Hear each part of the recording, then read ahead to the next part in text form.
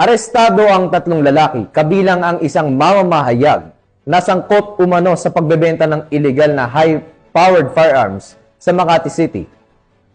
Ang pag-aksyon ng PNP laban sa ganitong uri ng krimen ay maaaring magpalakas ng tiwala ng mamamayan dahil makikita nilang may konkretong hakbang ang mga otoridad sa pagpigil sa paglaganap ng kaharasan at illegal na aktibidad.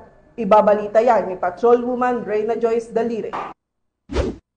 Makalipas ang isang buwang surveillance, tiklo ang tatlong sospek na sangkot umano sa pagbebenta ng illegal na high-powered firearms dakong alas 9 ng gabi ng Martes sa harap ng isang apartel sa Guadalupe Nuevo, Makati City. Kinilala ang mga naaresto na sina alias Patrick 26 anyos, ang target sa operasyon, alias Gaynor 52 anyos na isang mamahayag, at si alias Rodrigo, 52 anyos na isang building maintenance worker at parehong mga residente ng Makati City. Base sa report, naaresto ang tatlo matapos ang matagumpay na buy-bust operation ng District Special Operations Unit ng Southern Police District kung saan positibong nakabili ang operatiba na nagpanggap bilang posure buyer ng mga illegal na armas. Sa pagkakaaresto sa kanila, nasabat ang mga high-powered firearms kagaya ng tatlong Armalite at isang pistol firearms. Na-recover din ang mga perang ginamit sa transaksyon, mga magazines, bala, IDs ng kanilang pagkakakilanlan,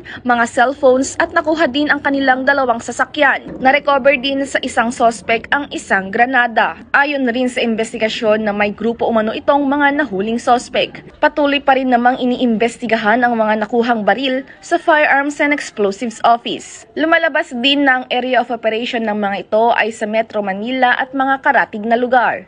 Nasampahan na ang mga sospek ng kasong paglabag ng RA 10591, illegal selling of firearms in relation to RA 7166 at Comelec gun ban at nakakulong sila ngayon sa kustudiya ng Makati City Police Station. Pinaalalahanan naman ng pulisya ang lahat na umiiral pa rin ang patakaran na election gun ban sa buong Pilipinas sa kabila ng katatapos na halalan 2025. Mula dito sa Southern Police District, ako ang inyong PNN correspondent, Patrolwoman Reyna Joyce Dalire, alagad ng batas, tagataguyod ng Balitang Pulis.